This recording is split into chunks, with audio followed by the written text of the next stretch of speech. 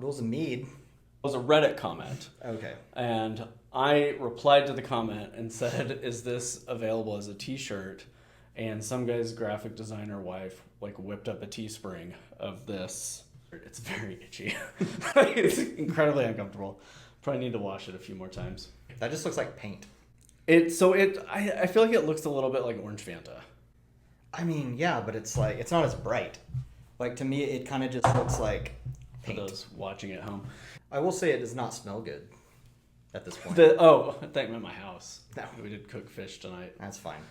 Homemade brews and various ciders, everything from mead to roast. Bake creation, fermentation, inebriation, doing the most.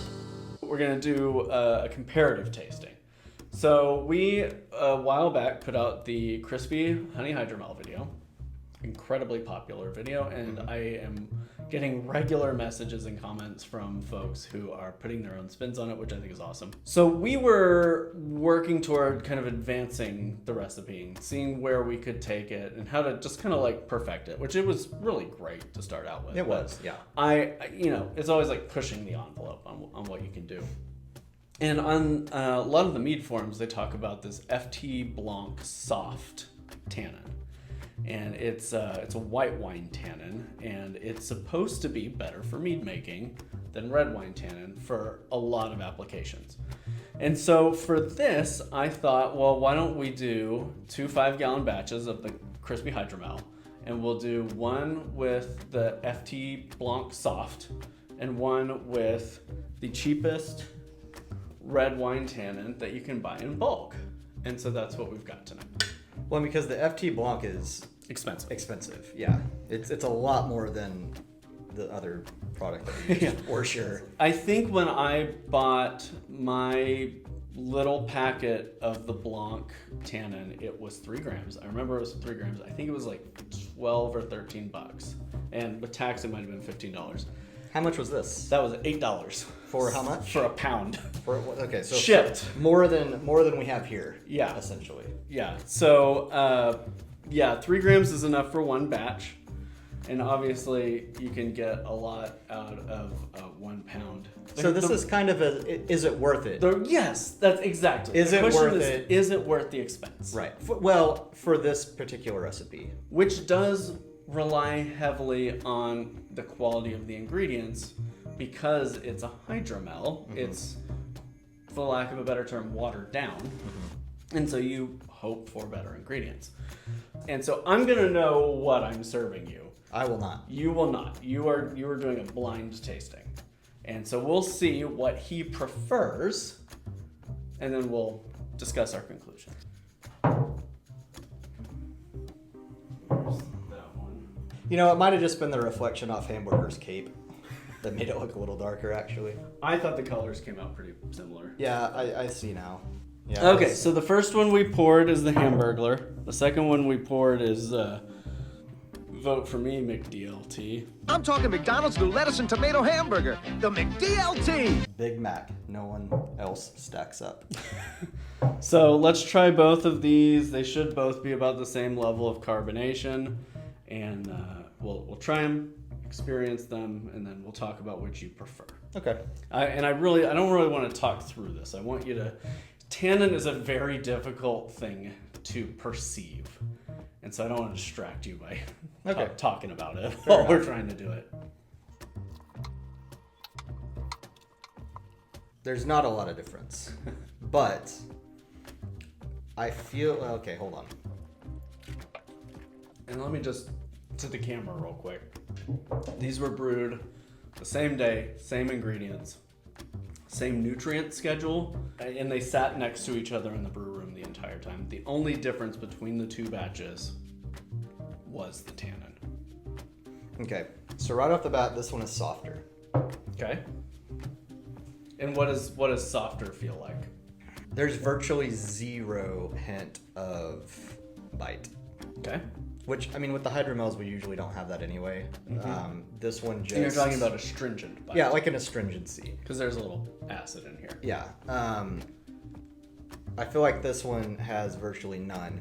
And this one almost has none, but I feel like I can pick up a hint of it, which isn't bad. It tastes good, but if we're gonna like compare them, I would say that's the note. And the reason I think that is, so with this one, I get a little bit of that astringency. With that one, it almost tastes sweeter than this one, and I feel like what's happening is it's because there's virtually no astringent situation going on there. So with that lack of astringency, I think my tongue and my palate is picking up on extra sweetness while they are identical recipes. There's nothing to like combat the sweetness in that one. And it's subtle. The differences are subtle, but that is what I detect too. Okay, It's just a little bit of sweetness, a little bit more what I would describe as roundness in this one. And this one has a jaggedier edge. Which honestly, to the tannin. for my preference, I mean, I kind of like that. I like a little bit of like the sharpness in this. And let's say like you went out to a place and got some of this on tap, and then the next day you went back and you were served this one. I'd be hard pressed to say that you could remember, or your palate would remember, that is different. Yeah. But side by side, there's a very subtle discrepancy. So which do you prefer? I gotta go Hamburglar. You prefer the Hamburger. I think so. So that is the cheap wine tannin. Not surprised. And this one is the FT Blanc Soft. Which, to be fair, I kind of thought that initially because it makes sense that people would A/B test this side by side, and they would prefer the more rounded out, balanced flavor profile. However, I think our kind of affinity towards less sweet might be better in a lot of circumstances. I don't think a lot of mead makers and mead aficionados are like us. So yeah. Well, and you and I are both whiskey drinkers, and we like kind of heavier bodied tannic things, and so it makes sense that our palates will be like, ooh, what is that extra little nugget? Whereas some people might find it off-putting, I like it more because there's more going on in this glass to me. Yeah.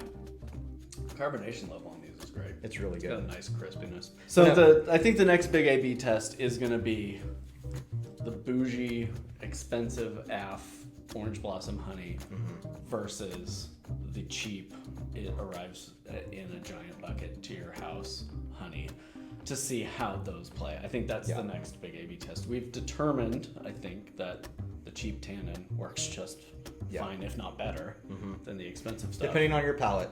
I Sure. mean, if you want something that is totally smooth and without astringency whatsoever, then sure, I guess. Needless to say, we'll do another test on this. We'll have the leftover honey from my pie mint that we'll use to make another batch of this, and we'll come back and do another one of these. I hope this was in any way informative or educational. I know there are so many people talking about the FT Blanc Soft tannin out there, and the benefits, and so I would encourage you to go and read all of that and not just take our word for it. But in this simple A/B test, I think we kind of sussed out that the cheap stuff seems to work just fine for this style of product. If you are into this kind of video, I hope you'll subscribe if you haven't already. If you have subscribed, thanks. Appreciate you hanging out with us. You can follow us on Instagram at doingthemostok. Our website's doingthemost.org, and we'll see you next time. And leave comments, they're fun. Oh yeah. Comment something about mead.